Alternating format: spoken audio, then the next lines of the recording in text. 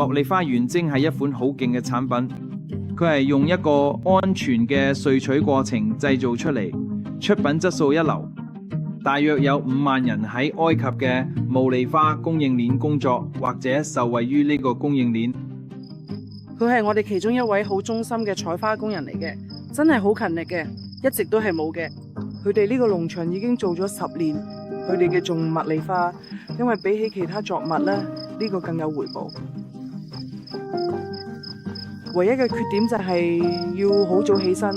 不過除此之外，呢份工都幾好啊！咁好中意呢份工，仲會同朋友一齊嘅，佢哋一齊笑，一齊傾偈。我覺得呢度都好似一個幾開心嘅社交聚會啦。呢班女士真係做咗好辛苦，平均嚟講嘅嘢，一個採花工人一個朝早可以摘到大約3公斤茉莉花。即係一次過大約有12000朵茉莉花，呢個都證明咗我哋可以為成萬計嘅採花工人提供好多工作同機會。佢哋1年有7個月都係咁樣採茉莉花。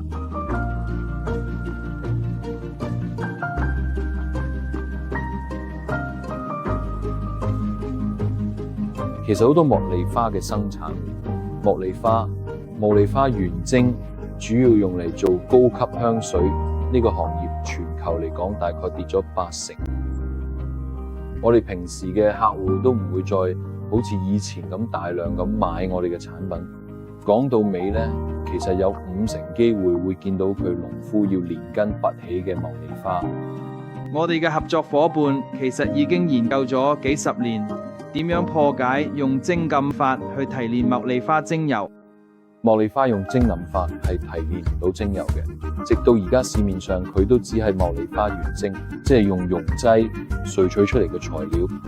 直到上年10月、11月，第一次好似真係有可能做到出嚟。呢樣嘢對於精油界嚟講，真係有啲似聖杯嘅，歷史上從來都未生產過。茉莉花精油嘅特別係因為佢有更加花香嘅層次，仲有同原精完全唔同嘅香氣同化學成分。